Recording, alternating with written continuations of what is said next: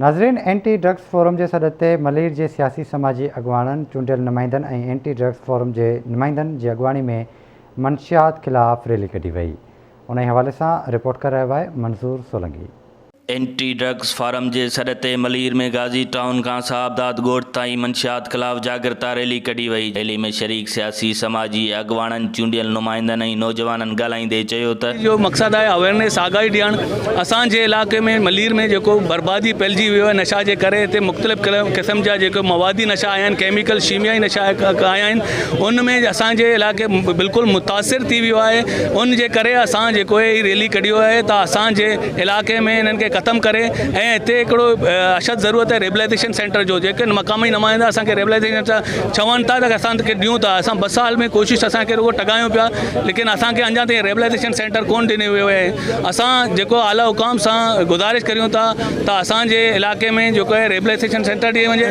Drug जेको है उहो ज़िंदगी तबाह थो करे ऐं जेको बि हिन में इन्वॉल्व थिए थो उहो पंहिंजे आख़िरी में उन अंजाम जेको आहे पंहिंजी ज़िंदगी हथ खणण है।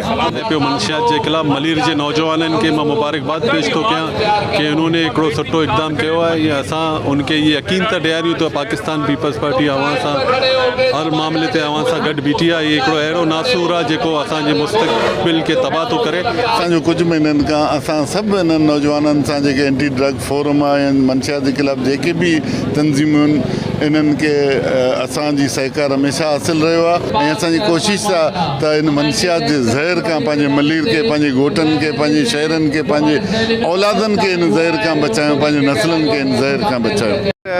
मंशियात फरोशी के हवाले से बिल्कुल पुरअज़म है। शुरू खां ही वठी असां ज़ीरो टॉलरेंस से मंशियात फरोशी के खिलाफ़ ऑपरेशन्स किया आहिनि। जेके मंशियात जा डेन्स हुआ उन्हनि खे असां मिसमार कयो आहे, जिते मंशियात विकिरो थींदी हुई।